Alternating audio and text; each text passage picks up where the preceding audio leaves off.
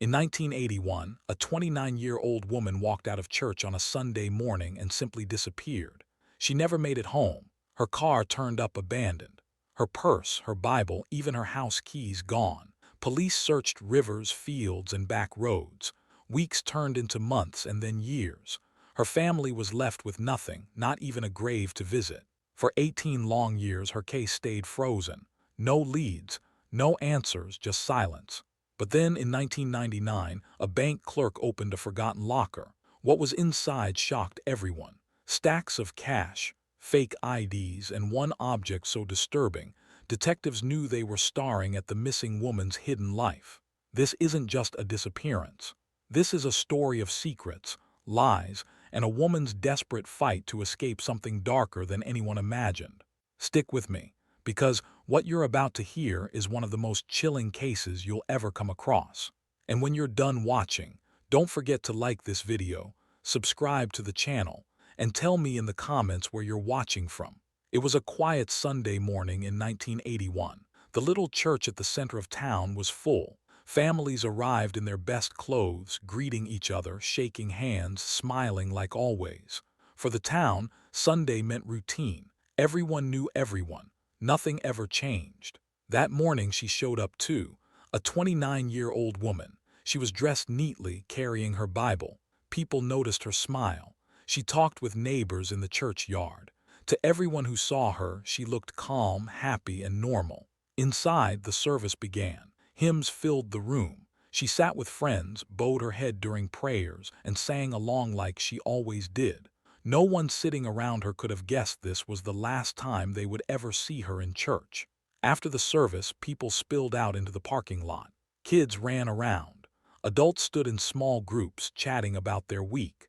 She joined a few of them, laughing softly, saying she'd see them again next Sunday.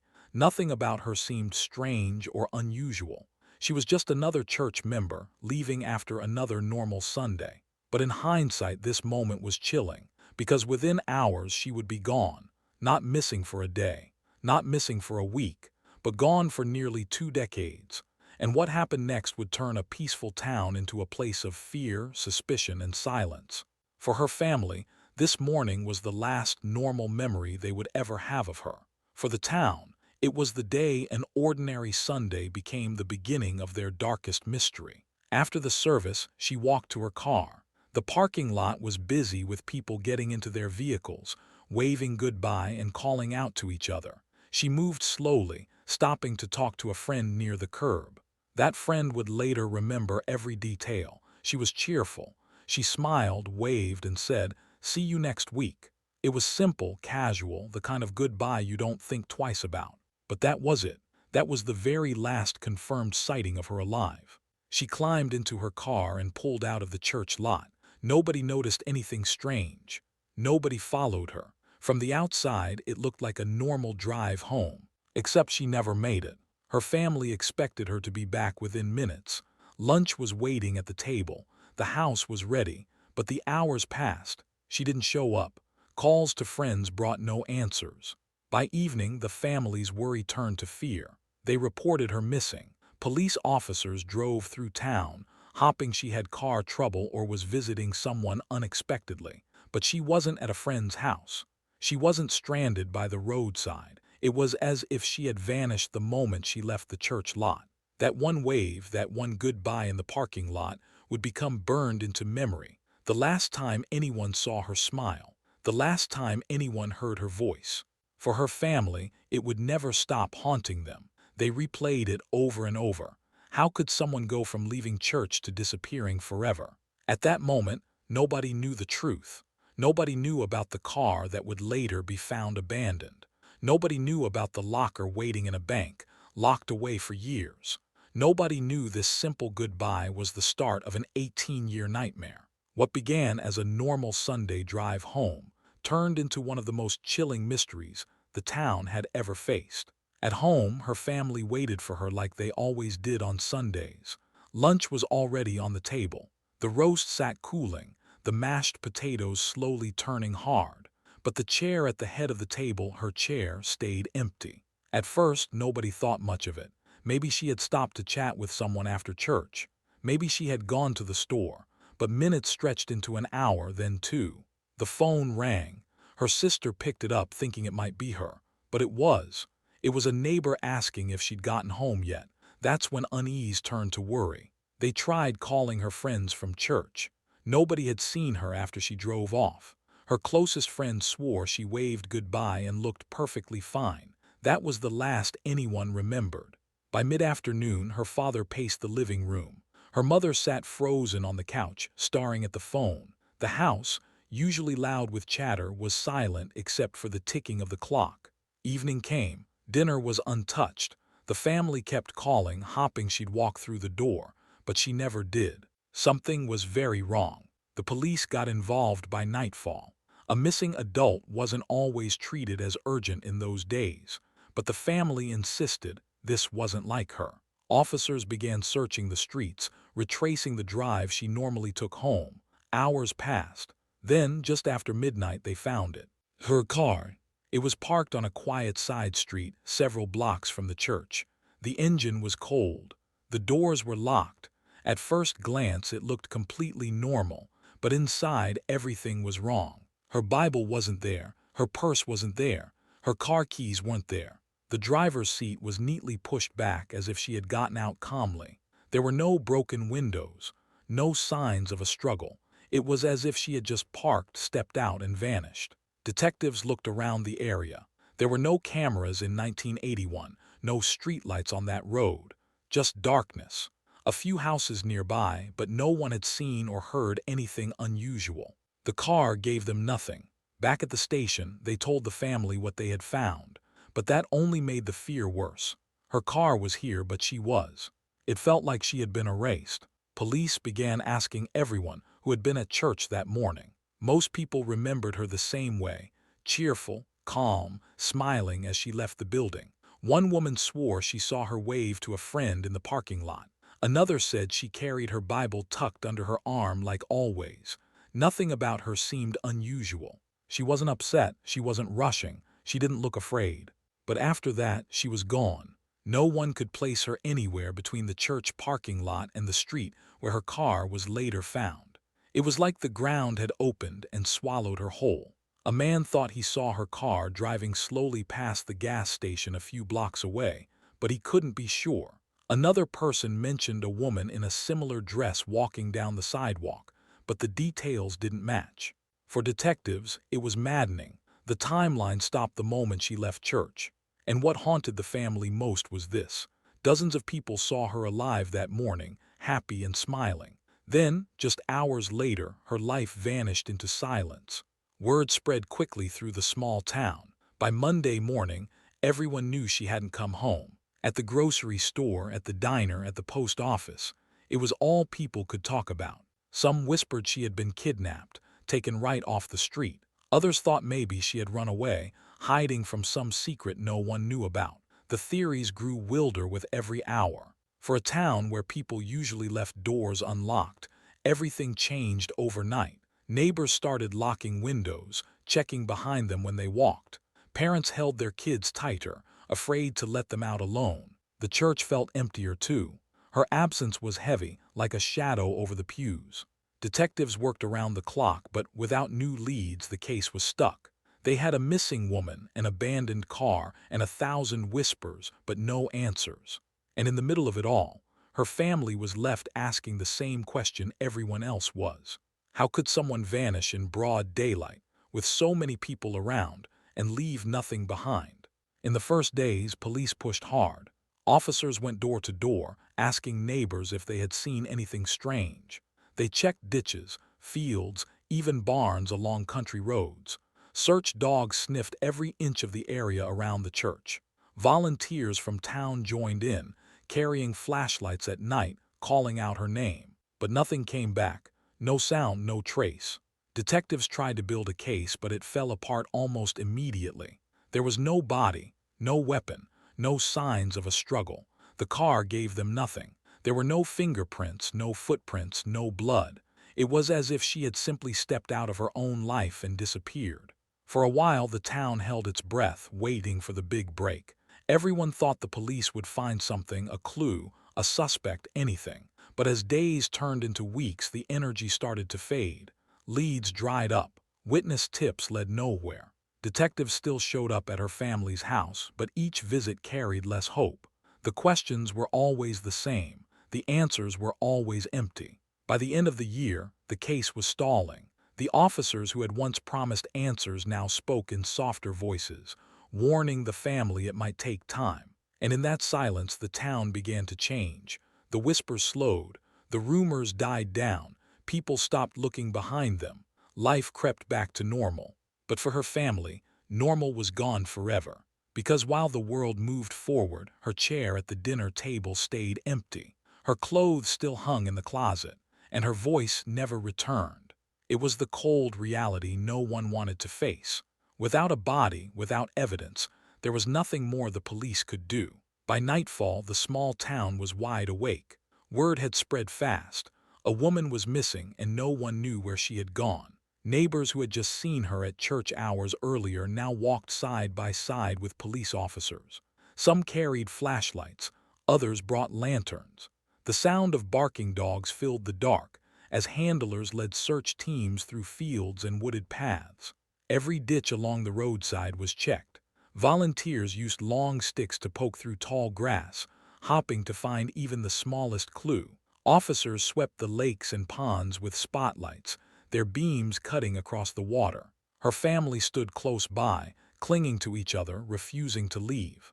They begged searchers to keep looking, no matter how late it got. At first, the energy was strong. People shouted her name, their voices echoing into the night. Search dogs pulled hard on their leashes, sniffing for a trail. Deputies marked out grids on maps, determined not to miss an inch. But as the hours passed, exhaustion set in. One search group returned empty-handed, then another, then another. By morning there was nothing, no footprints, no clothing, no trace at all. It didn't make sense. People don't just disappear. But that night it felt like she had. The next day the search grew even bigger. Police printed missing person flyers with her photo. Her face was soon everywhere. Posters covered telephone poles, bus stops, and grocery store doors. At the gas station, drivers pumping fuel couldn't look away from her smiling picture taped above the pump. Children walking home from school passed her face on fences and mailboxes. Her family sat in the police station, helping fold stacks of flyers. Each one showed the same image, her in her Sunday dress, smiling, eyes bright. It was the photo from before church, before everything went wrong. The sheriff called a press conference.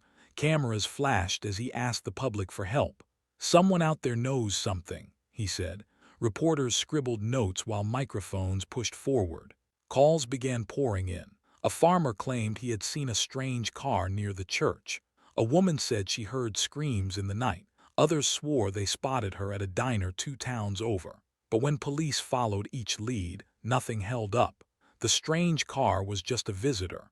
The screams were from kids playing. The diner sighting was another woman altogether. Her face was everywhere, but she was nowhere. When the search brought no answers, the police turned to the media.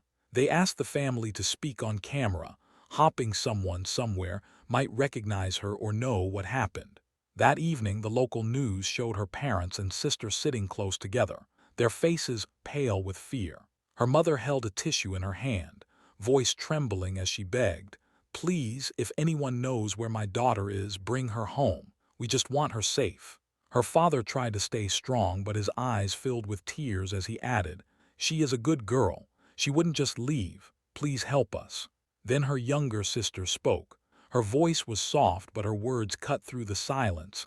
"I need my sister back. Please don't take her from me." The broadcast aired on every local channel. Families across town sat in living rooms, watching the tears of a family that looked just like theirs. Strangers felt their pain. People who had never met the woman found themselves praying for her return. The story spread beyond the town. Newspapers picked it up. Radio hosts talked about it during morning shows. Soon, her face wasn't just on flyers, it was on television screens across the state. But the family's pleas also carried a heavy weight. Every time the cameras showed their faces, hope mixed with heartbreak. Neighbors saw their suffering up close. The town realized this wasn't just a headline. It was a real family falling apart in front of them. And as the days turned into weeks, the family became the face of the search. Every interview, every press conference, every news clip showed the same desperate message: bring her back. The calls didn't stop. Every day, the police tip line lit up with new claims. Each one sounded like it could finally be the break they needed. A farmer swore he had seen a strange car circling near the church on the morning she vanished. Detectives rushed to check, but it turned out to be a neighbor's cousin visiting from out of town. A woman called in, saying she heard screams in the night not far from where the car was found. Search teams went back out, combing the fields and woods again. Nothing. No footprints. No evidence, just silence. Another caller claimed to see someone who looked like her at a bus station. Police raced there, only to discover it was a completely different woman. Each new tip pulled the family's hope up, only to crush it again. They sat by the phone, waiting for the one call that would change everything. But every time it rang, it led to another dead end. Detectives grew tired. Volunteers returned home. Even reporters began to move on to other stories. And still she was gone. Detectives worked long hours, chasing every rumor that came their way. Some whispered she had a secret boyfriend. Others said she might have tried hitchhiking after church. A few swore they saw strangers hanging around town that morning. Each story sent officers running. They questioned locals, checked bus depots, and followed up on names that led nowhere. Every time a tip seemed promising, it collapsed in silence. The detectives grew restless. Their reports were stacked with dead ends. They knew something terrible had happened, but without hard evidence they were stuck. Behind closed doors, frustration boiled over.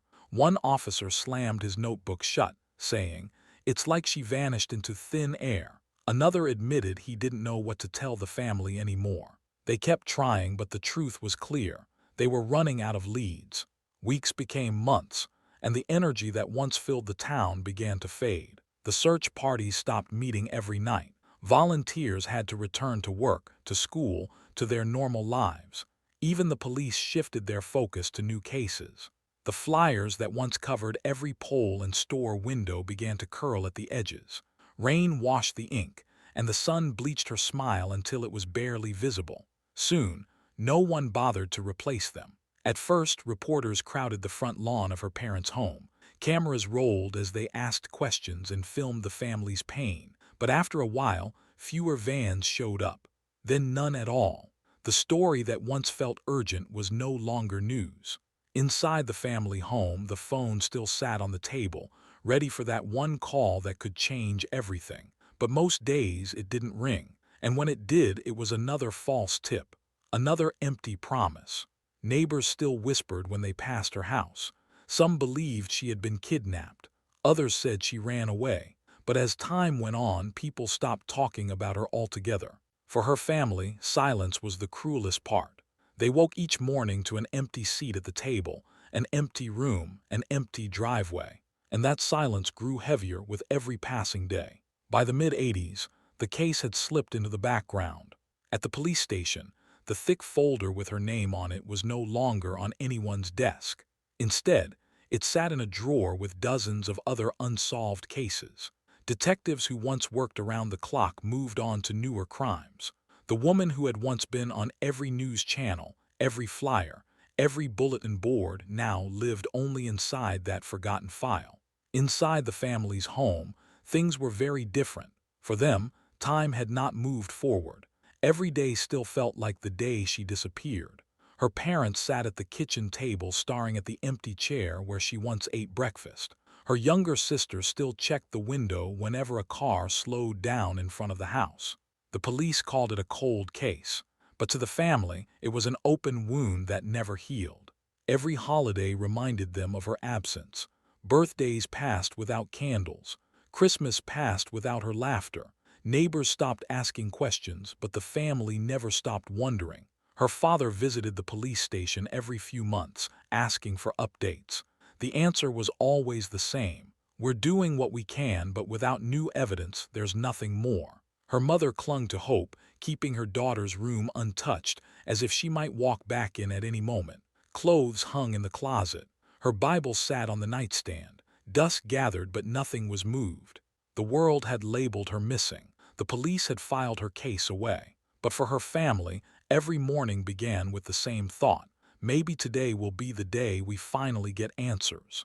And yet day after day, no answers came. For her parents, life never went back to normal. Every morning, her mother walked past her daughter's empty room, pausing at the door as if she might suddenly appear. The bed stayed made, the closet untouched, her Bible still on the nightstand. Nothing was moved. It was their way of keeping hope alive. Her father visited the police station often.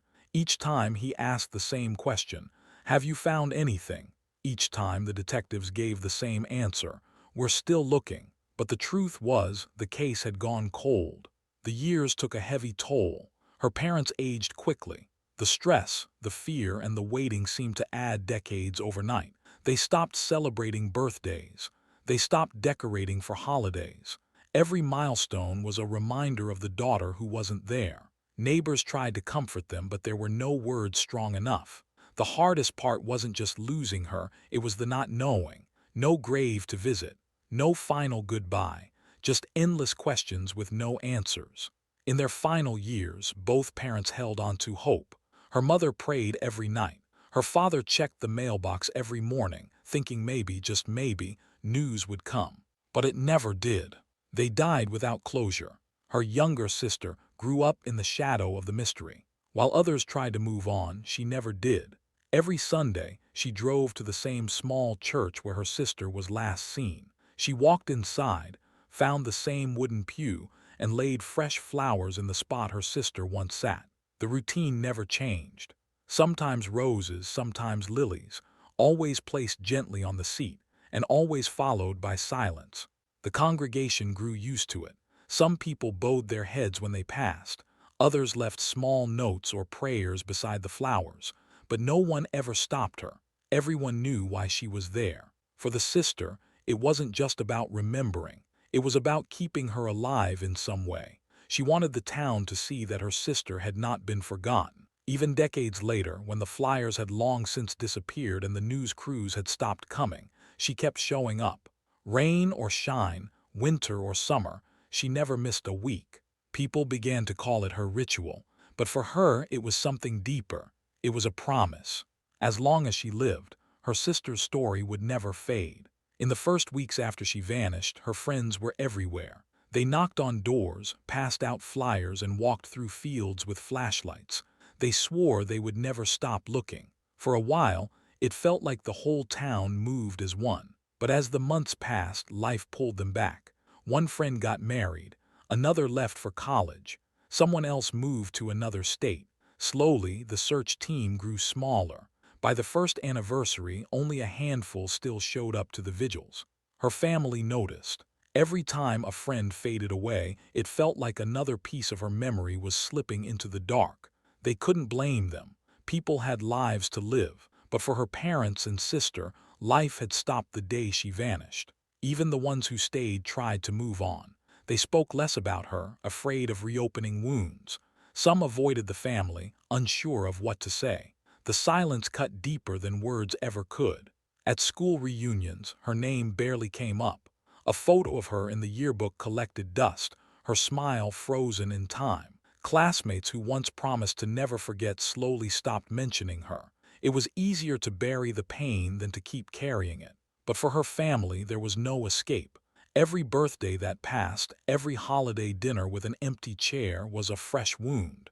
They didn't have the luxury of moving on. They couldn't. One night, her mother whispered to her sister, "It feels like the world buried her alive, and we're the only ones who still hear her cries." That was the truth. For friends, the search was a chapter they closed. For family, it was the only book they could never put down. For her family, hope never died. It lived in the smallest sounds. The phone would ring and everything stopped. Her father would rush to pick it up, his voice trembling, "Hello." Sometimes it was a telemarketer, sometimes wrong numbers. Each time his shoulders sagged with crushing disappointment. At night, a knock on the door froze the entire house. Her mother would clutch her chest. Her sister would stare at the door, praying this was the moment. But when it opened, it was never her. A neighbor, a delivery. Once, a boy selling cookies. Every sound became torture. The doorbell, the creak of footsteps outside, even letters in the mailbox. Each one carried a sliver of hope, followed by the same brutal crash of reality. Years passed, but the reaction never changed. Her family couldn't stop believing that maybe, somehow, she'd walk back in. Maybe the nightmare would end. Maybe this call, this knock, this letter would be the one. It never was. Her mother once admitted, "Every time I answer, I feel her slipping further away. But if I stop hopping, then she's truly gone." And so the family lived on edge, suspended between hope and heartbreak. Her name never truly left the town, but it changed over time. At first, people spoke it in anger and fear. They asked how someone could disappear without a trace. They demanded answers, pointed fingers, and fueled rumors. But as the years rolled on, her name became something different, a whisper. In the grocery store, two neighbors would lower their voices when her family walked by. "That's them," one might say, eyes shifting to the floor. In church, when her pew sat empty, people shook their heads in silence. At school, new students asked why an old yearbook photo was displayed in the hallway. Teachers gave short, vague answers, careful not to stir up pain. Her absence hung over everything, like a shadow the town couldn't shake. People avoided driving past her old street at night. Kids dared each other to say her name 3 times as if she had become part of some local ghost story. Parents told children, "Don't walk alone, remember what happened to her." It wasn't just tragedy anymore, it was legend. For her family, it was torture. She wasn't a ghost, she was a daughter, a sister, a human being. But to the town, she had become something else, a cautionary tale. Her younger sister once overheard classmates whispering about her. They called her the girl with the missing sister, as if that was her entire identity. It stung more than silence. Everywhere they went, the family carried invisible weight. At the diner, at the gas station, at town fairs. They weren't just people, they were reminders of a mystery no one could solve. The cruelest part, over time, even the whispers faded. By the late 80s, new families moved in, new kids filled the schools, and her name meant nothing to them. The ghost that haunted the old neighbors was a stranger to the new ones. Her family knew the truth. She wasn't a ghost. She was still out there somewhere, but the world had stopped looking. Every year her birthday came, and every year the family lit candles that no one blew out. The cake sat untouched, a painful symbol of what was missing. Christmas was the hardest. Her stocking hung by the fireplace, year after year. Her mother couldn't bring herself to take it down. Each December she filled it with small gifts, pretending just for a moment that her daughter might come home to open them. Holidays became rituals of grief. At Thanksgiving, her chair at the table stayed empty. At Easter, her favorite candy sat in a basket no one touched. Even small days like the first day of school or the anniversary of her baptism carried heavy silence. Her father tried to keep traditions alive. He strung lights, carved turkeys, bought presents. But the joy was gone. Every laugh felt forced. Every toast ended in silence. The worst part was pretending for the world outside. Neighbors expected smiles. Coworkers wished happy holidays. But inside their house, it was hollow. Her sister once confessed, "It feels like we're celebrating with a ghost. She's everywhere and nowhere at the same time." For them, every celebration was just another reminder that life had moved forward without her. In 1999, nearly 2 decades had passed since she vanished. The case was forgotten by most, but inside a small-town bank, a simple routine task was about to change everything. The bank had a policy. If safety deposit boxes went unpaid for many years, they would eventually be opened and cleared. Workers expected the usual: old wills, faded letters, maybe a few dusty rings or documents nobody claimed. On that day, clerks gathered a stack of files and keys. It was boring, repetitive work. They checked names, checked locker numbers, then carefully logged each box they planned to open. One by one, the lockers clicked open. Some were empty. Others held yellowed papers or worthless trinkets. Nothing surprising. The staff had done this dozens of times before. Most of them were young employees who treated it like a chore, not a mystery. It was part of keeping the bank organized, making sure nothing was left sitting forever. But that afternoon, hidden among the routine, something extraordinary waited. The clerks didn't know it yet, but the next name on their list wasn't just another forgotten customer. It was a name that had been whispered in town for years. At first, everything still felt normal. The atmosphere was quiet, just another day. But as one worker slid a key into the next locker, she glanced at the file, then froze. The name looked familiar. The worker blinked, reading the name again. She thought it must be a mistake, but no, the letters were clear. It was the same name everyone in town knew, the woman who had disappeared back in 1981. For a moment the room went silent. Other clerks leaned over to see. One whispered, "Isn't that the missing woman?" Another nodded, their face pale. They couldn't believe it. 18 years had passed since she was last seen. People had assumed she was dead, buried, or gone forever. Yet here it was, her name, written neatly on the official list. Questions raced through their minds. Why would she still have a locker here? Why hadn't anyone claimed it? Could this be some sort of mix-up? The manager stepped forward, checking the documents. It wasn't a mistake. The locker truly belonged to her. The date on the file confirmed it. She had rented it before she disappeared, and no one had touched it since. The clerks looked at each other, unsettled. For years, the town had lived with rumors and silence. And now, in the middle of an ordinary workday, her ghost seemed to reach out from the past. What was inside this locker? In 1999, the year felt like a new beginning for most people. The world was preparing for a new century, but inside one small-town bank, it was just another day. That morning, clerks gathered to handle one of the bank's least exciting jobs, clearing out old safety deposit boxes. Every so often, boxes that had gone unpaid for years had to be opened. The law required it. If no one came forward to pay the fees, the bank had to empty them. Most of the time, these boxes held nothing of real value. Workers were used to seeing dusty wills, expired documents, or maybe a few faded photographs. Occasionally, there would be an old ring or watch that had sat untouched for decades. But it was never dramatic. It was routine work, the kind of job that felt boring and predictable. The employees weren't nervous. They weren't expecting anything unusual. They logged the names, pulled out the keys, and moved down the list. One locker after another clicked open. The air smelled faintly of dust and metal. Papers shuffled. The room was quiet except for the sound of pens scratching across forms. For the staff, this was just another Tuesday, another stack of forgotten names, another list to clear. No one thought twice about it. But as the hours passed, they reached a name that made them pause. One clerk slid a finger down the printed page, then froze. She leaned closer, reading again to be sure. The name was unmistakable. It wasn't just any customer. It was the name of the woman who had vanished from town 18 years earlier. Her disappearance had been one of the biggest mysteries the town had ever faced. For years, her story was whispered about in kitchens, classrooms, and church pews. She left one Sunday morning and never came home. Police searched, neighbors searched, but she was never found.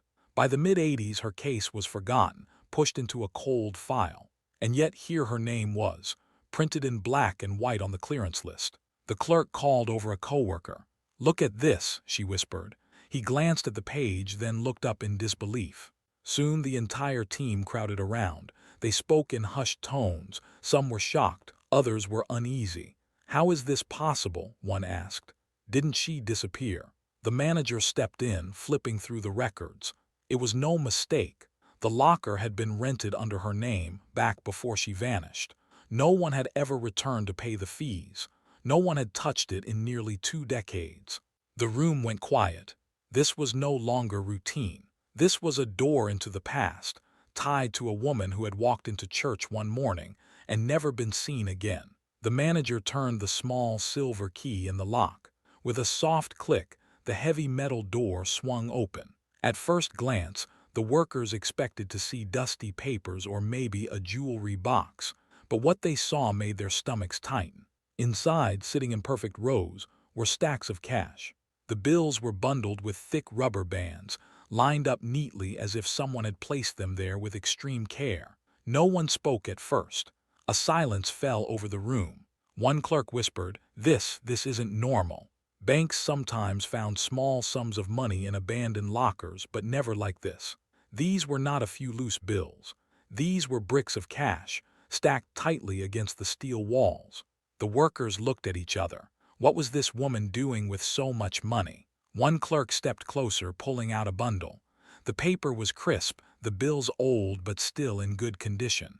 It was real. It was all real. Shock rippled through the group. Whispers turned into nervous questions. Someone joked, looks like she was rich. But no one laughed. The air felt heavy. This was no ordinary discovery. This wasn't forgotten savings. It was something darker, stranger. And as they dug deeper into the box, things became even more disturbing. Under the stacks of cash, one clerk pulled out a small leather pouch. Curious, she unzipped it. Inside were cards and booklets, driver's licenses, passports, ID cards. She set them on the table. The workers leaned in, flipping them open one by one, and then they froze. Every single ID had the same face, her face, but the names were all different. On one license she was Linda, on another she was Carla. The passport called her Rebecca. Each identity carried her photo, but none of them matched the name the town knew. The room grew quiet again. What was this? Why would a woman who vanished in 1981 have a collection of fake identities hidden in a bank locker? The workers exchanged nervous glances. Some whispered about fraud, others whispered about crime. The manager locked eyes with his staff. "We need to call the police," he said firmly. They all nodded. This wasn't a matter of unpaid fees anymore. This was evidence. Evidence connected to a mystery that had haunted the town for nearly 2 decades.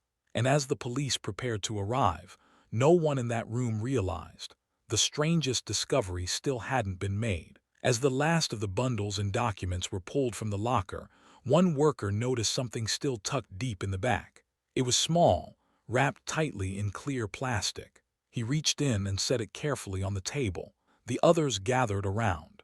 At first glance, it looked harmless, just a crumpled piece of fabric. But as the plastic unwrapped, the truth hit them like a wave. The cloth was stained. Dark, rusty red patches spread across the torn fabric. It was old but unmistakable. Blood. The room went silent. No one moved. No one spoke. For a moment the workers just stared, frozen in disbelief. This wasn't just forgotten money or fake IDs. This was evidence of something violent, something terrible. One of the clerks finally whispered, "Oh my God!" Another pushed back from the table, as if the bundle itself carried danger. They all knew what this meant. This wasn't simply a missing person anymore. This wasn't just a cold case. This locker held proof that something horrific had happened to her. The air in the room felt heavier now, suffocating. Everyone's eyes locked on the stained cloth. It was more than just fabric. It was a silent witness, carrying the one thing police had never found, a trace of blood. Time had not erased the horror. It had only kept it hidden, until now. The manager didn't hesitate. His hand shook slightly as he picked up the phone. The number he dialed was short, familiar, the local police. Within minutes, uniformed officers entered the bank. The staff quickly explained what they had found, the money, the IDs, and finally, the blood-stained cloth. The officers listened carefully, their faces tightening with every detail. They knew the name. Everyone in town knew the name. It was the missing woman from 1981. Soon, detectives arrived.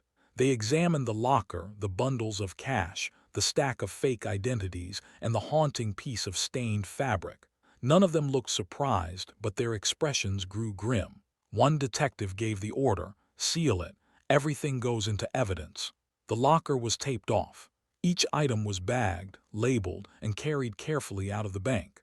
Cameras flashed as investigators documented every step. Outside, word spread quickly. Onlookers gathered on the sidewalk, whispering, pointing. Some couldn't believe it. Others said it was only a matter of time before the truth came out. For police, this wasn't just another task. This was the spark they had waited for, a chance to finally reopen a case that had haunted the town for nearly 2 decades. As the squad cars pulled away, carrying the evidence, one thing was certain. The woman who had vanished after church in 1981 was no longer just a memory. She was back at the center of an investigation that was about to explode.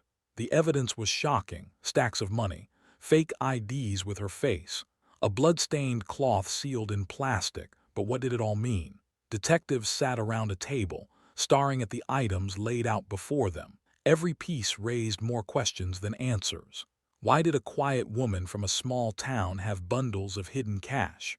Was she saving it to run away? Or had someone forced her to keep it for them? Why did she have so many fake names and identities?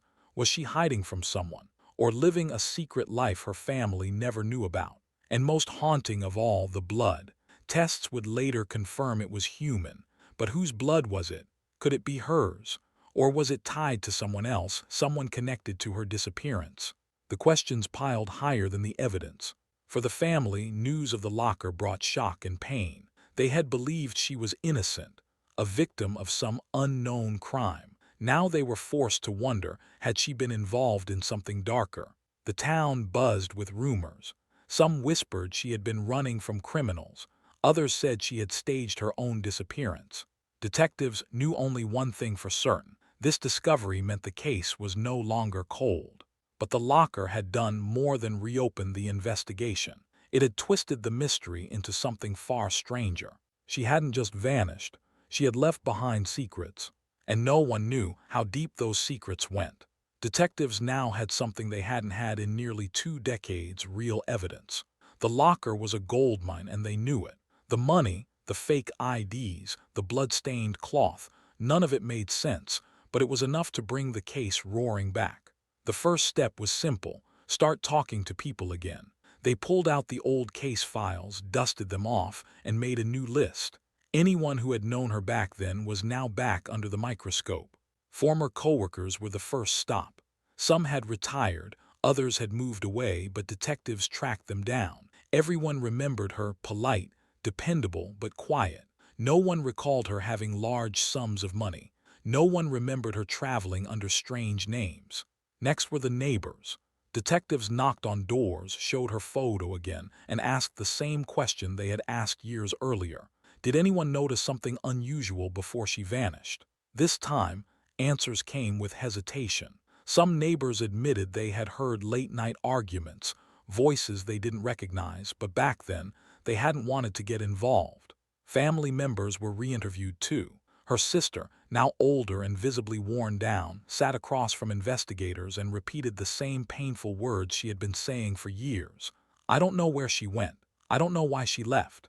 But when shown the photos of the fake IDs, her hands shook. She whispered that she had never seen them before. Detectives kept digging. Old friends were located, some across the state. They painted a picture of a woman who was not as simple as she had seemed. She kept secrets, they said. She sometimes disappeared for nights without explaining where she had been. At the time, her friends brushed it off. Now, it looked like clues they had missed. Piece by piece, detectives realized this was not a normal disappearance. The locker was not just a storage space, it was a message. But from who? And why keep it hidden for so long? The case had gone from tragic mystery to something darker, something that suggested a double life. The fake IDs from the locker gave detectives a new trail. One of the names matched records tied to a local nightclub in the early 1980s. It was a smoky, neon-lit place that drew in crowds after dark. Under that name, she had been working there. Detectives tracked down old employees. Some were gone, but a few remained. When shown her picture, they nodded immediately. Yes, they remembered her. She had worked the late shift, taking cash at the door, sometimes serving drinks. She wasn't just an employee, she was trusted. But she never used her real name. For her family, this revelation hit like a hammer. They had believed she was living a quiet, ordinary life. The idea that she had been working nights at a club under a different name was something they had never imagined. Her sister's voice broke when detectives told her. Why would she keep that from us? What else was she hiding? Investigators pulled financial records. None of the club money ever showed up in her bank accounts. It was all cash. Where had it gone? Was it the same money now stacked in the locker? Old patrons of the club were interviewed too. Some remembered her as friendly but guarded. Others hinted at darker things, that she had been connected to men who had power, men who scared people into silence. Detectives realized they had stumbled onto something far bigger. This wasn't just a woman who vanished. This was a woman who had been living two lives. By day, she was the dependable daughter, sister, and coworker. By night, she was someone else entirely, someone with a new name, new friends, and possibly dangerous ties. For the first time, the case no longer looked like a random disappearance. It looked like she had been caught between two worlds, and one of those worlds might have destroyed her. The deeper detectives dug into her nightclub life, the more unsettling things became. Witnesses began to recall details that had slipped through the cracks years earlier. One former bartender said he often saw her sitting in the corner booth after hours with men who didn't belong to the normal crowd. These men were different. They drove expensive cars, carried themselves with power, and never seemed to pay for anything. People at the club knew better than to ask too many questions. Everyone understood they were tied to organized crime. Detectives checked old police records, and sure enough, the names matched. These men had long histories: drugs, smuggling, violence. Some had even been linked to murders that were never solved. To think that she, the quiet young woman who vanished, had been connected to them was chilling. Witnesses said she never looked comfortable in their company. She smiled when they talked to her, but her eyes told another story. One waitress recalled her saying she wanted out, that she was done with all of this. But before anyone could press her, she changed the subject. Detectives began to ask the obvious question: had she seen something she shouldn't have? Did she know too much? The connection between her and these men shifted the entire investigation. Her disappearance no longer seemed random or the act of a runaway. Instead, it looked like she may have been silenced. But there was still the money. Why would she have hidden so much? Was it hers or was it theirs? And if it belonged to them, why was it in her locker? Detectives now faced two competing possibilities. She was a victim who got caught up in something bigger than herself, or she was more involved than anyone had realized. Either way, her ties to dangerous men had made her life, and her disappearance, far darker than anyone had imagined. The stacks of cash found in her locker were no longer just strange. They were central to the case. Detectives spread the bundles across an evidence table, rubber bands still tight, the bills aged but crisp. At first glance, it looked like ordinary savings, but detectives quickly realized this wasn't normal. Few people in the 1980s kept that much cash lying around, especially hidden in a secret locker under fake names. So what did it mean? One theory was simple: she had been saving to escape. Maybe she knew she was in danger. Maybe she had planned to disappear on her own terms, leaving her old life and the dangerous men behind. The fake IDs supported this. She could have slipped away and started fresh somewhere far away. But there was another possibility. What if the money wasn't hers at all? What if it was payment? Witnesses had described her being around criminals. Could someone have paid her off to stay quiet about something she knew? Or worse, was she being used to move money around? The blood-stained cloth only made things darker. If she had been saving for freedom, whose blood was left behind in her locker? If she had been silenced, was the money meant to cover up a crime? Detectives couldn't agree. Some were convinced she was a victim who got trapped between fear and survival. Others believed she might have been closer to organized crime than anyone wanted to admit. For her family, the cash was another wound. Her sister said the idea of her hiding dirty money didn't fit the woman she knew, yet the evidence was sitting right there in front of them. What was certain was this: the meaning of that money was the key. If detectives could figure out why she had it, they might finally solve why she vanished. Detectives laid out the driver's licenses and passports across the table. Each one carried her photo, but every card had a different name. The sight was unsettling. It looked like a trail of fake lives, each carefully prepared, each waiting to be used. The first question was obvious. Had she made these IDs herself, or had someone else made them for her? Back in the 1980s, fake identification wasn't easy to come by. It required money, connections, and people who knew how to bend the system. If she created them, it suggested something bold: that she was planning a full disappearance. Maybe she had realized her ties to dangerous men were too risky. Maybe she wanted to walk away, vanish, and become someone new. The cash could have been her way out. But detectives couldn't ignore another, darker possibility. What if she hadn't chosen this at all? What if someone had forced her into new identities? The IDs could have been tools to move her around, to hide her, or to use her in illegal schemes. Each new name could have been a mask she never wanted to wear. Her family rejected the idea of her willingly living a double life. They insisted she was kind, steady, and close to home. They said she would never just walk away from them. But the evidence on the table suggested a different story. The fake IDs didn't answer questions. They only made more. Was she escaping or being controlled? While detectives debated the meaning of the money and the fake IDs, another piece of evidence demanded attention: the cloth at the bottom of the locker. It was carefully wrapped in plastic, but the dark stains were still visible. The fabric was sent to the lab. Weeks passed before results came back. The answer sent a chill through everyone working the case. The blood matched her type. This didn't prove it was her blood, but it was enough to confirm one thing: she had been hurt, maybe even fatally. The news hit her family like a punch. For years, they had held on to hope that she might still be alive somewhere. The fake IDs and money, in some twisted way, even gave them a chance to imagine she had simply started a new life. But the blood changed that. It was the first real evidence that something violent had happened to her. Detectives tried to piece it together. If she had been saving to run, did someone stop her before she could escape? If she was being used, did she finally resist and pay the price?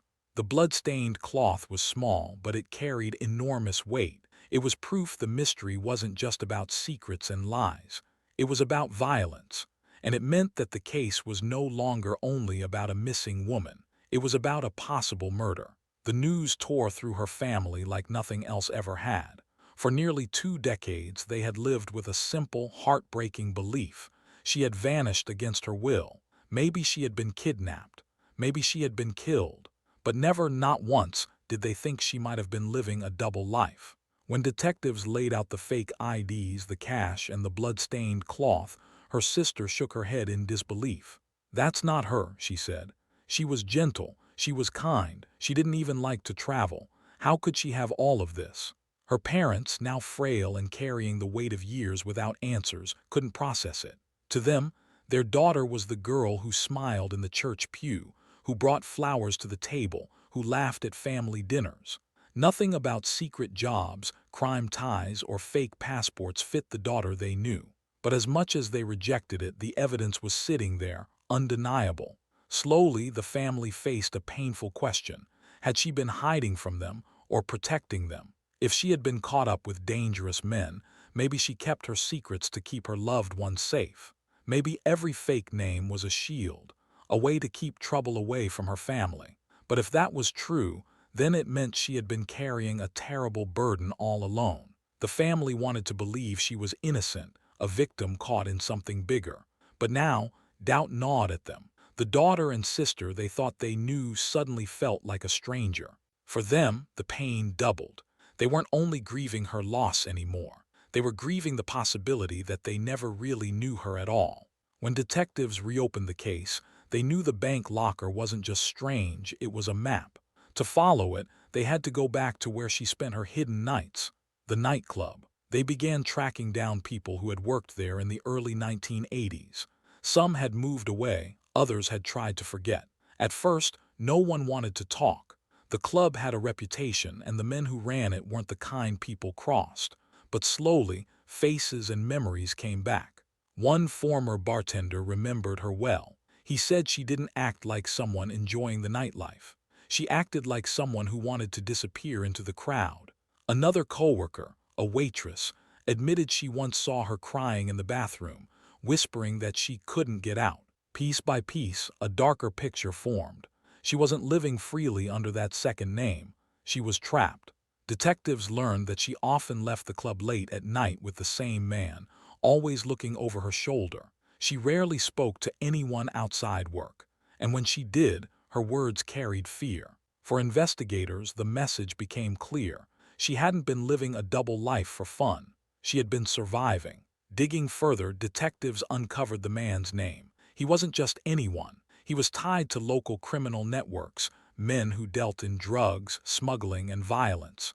He was older, controlling, and dangerous. Witnesses said he always kept a hand on her like she was his property. He decided who she spoke to, when she could leave, and where she could go. If she tried to smile at someone, he would pull her away. If another man even looked at her, trouble followed. Friends at the club remembered her showing up with bruises she tried to cover. One dancer claimed she once whispered that if she tried to leave, he would kill her. Police realized the cash in the locker, the fake IDs, even the secret job. It all made sense under this shadow. She wasn't running from her family. She was trying to run from him. The control he held over her life explained why she vanished so suddenly.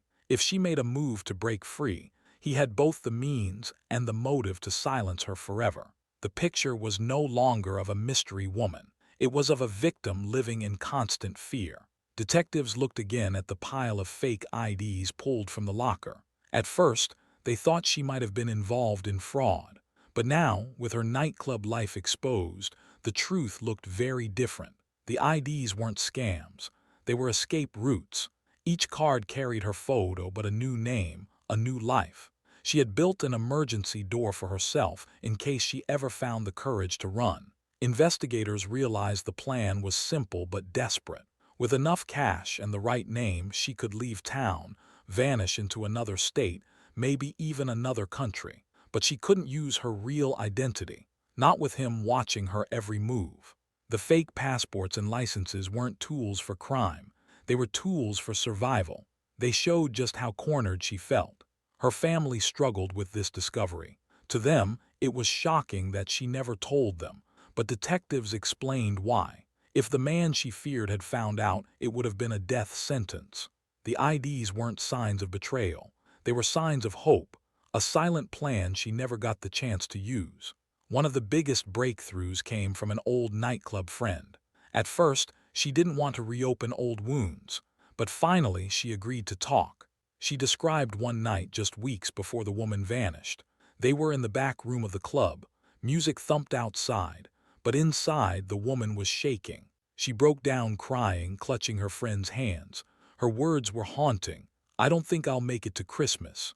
Her friend tried to calm her down, to tell her it was just fear talking, but the look in her eyes told a different story.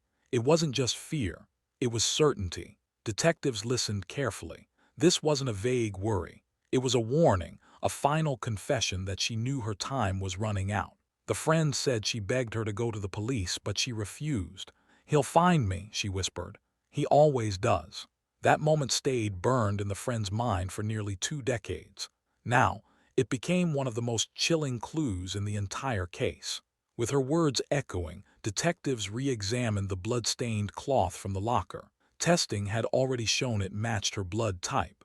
But now, combined with her final confession, it became even more damning. They believed she had tried to run. Maybe she finally gathered the IDs, the cash, the courage, and made her move.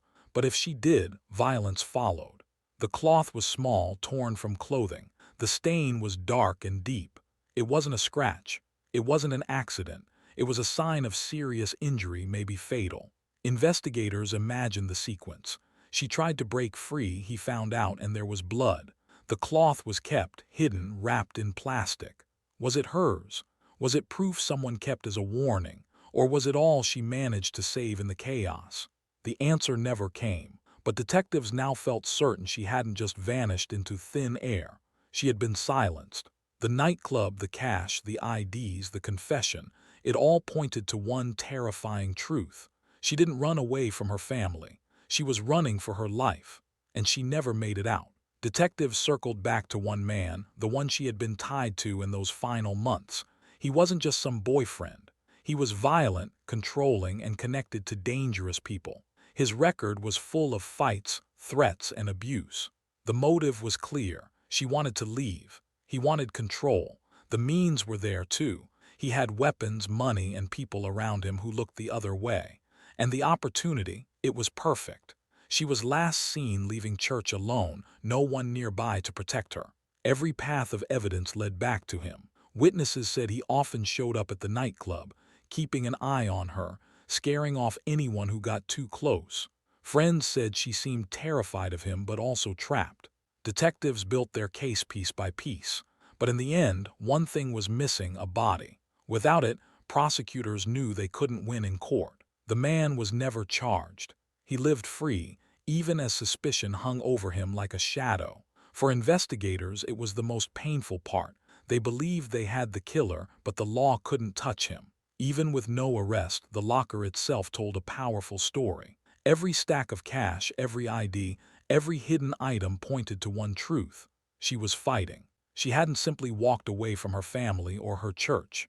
She hadn't been living a secret life for fun. She had been planning her escape, working in secret, building her way out. The blood-stained cloth was the final proof. Whatever happened to her, she fought until the very end. She had the strength to plan, to prepare, to resist, even when she knew the odds were against her. Detectives believed the locker was her last message, left behind by accident or design. It revealed her desperation, her fear, but also her courage. For her family, it was heartbreaking. They now knew she hadn't abandoned them. She had been trying to survive. The truth was as haunting as it was clear. She never stopped fighting for her life. She almost made it out, but almost wasn't enough. For her parents, the years turned into decades of waiting. Every day began with the same question: what happened to our daughter? And every night ended with the same silence. They clung to hope, convincing themselves that maybe she was still alive somewhere. Maybe she would walk through the door one day. But deep down, they knew. Parents always know. They knew she was gone, but without proof, their minds never rested. They couldn't even grieve properly. There was no grave, no final goodbye, no closure. Her mother would sit by the window for hours, staring at the road, hoping to see her daughter's figure appear in the distance. Her father tried to stay strong, but the pain was always written across his face. The weight of not knowing crushed them. As the years went on, their health declined. Doctors said it was natural aging, but the family knew better. It was heartbreak. By the time their final days came, they still had no answers. Their last moments were filled not with peace, but with questions. They died never knowing the truth. And that, for the family, was the cruelest part of all. Her younger sister carried the pain differently. She was just a teenager when her sister vanished, and it shaped her entire life. While her parents held on to hope, the sister created her own ritual to keep the memory alive. Every Sunday she walked to the same church.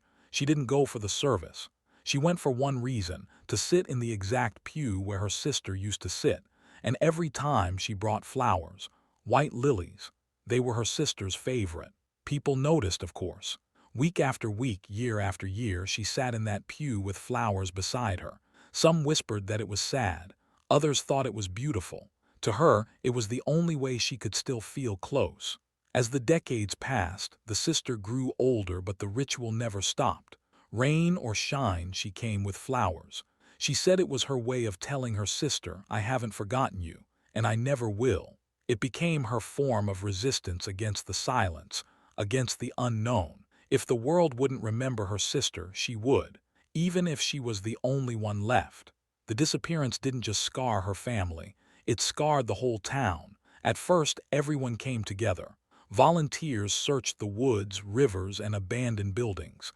But when the searches ended with nothing, something darker set in: fear. For years, parents warned their kids, "Don't stay out late. Don't walk home alone. Remember what happened to her." Her name became a cautionary tale, whispered to every new generation. Even decades later, neighbors still bring her up. At grocery stores, at community events, at school gatherings. She's not just a missing person in their memory. She's the symbol of a wound that never healed. Old-timers tell the story like it happened yesterday. And young kids, who weren't even alive when she disappeared, still know her name. The town won't let her be forgotten, because forgetting feels like betraying her. Some say that's the strangest part. In a way, she's still alive in that town. Her story lingers in every street, every whispered warning, every shadow after dark. She became a ghost without ever being declared dead. For the town, the case wasn't just a tragedy. It became part of their identity, a constant reminder that evil can strike anywhere, even in the quietest places.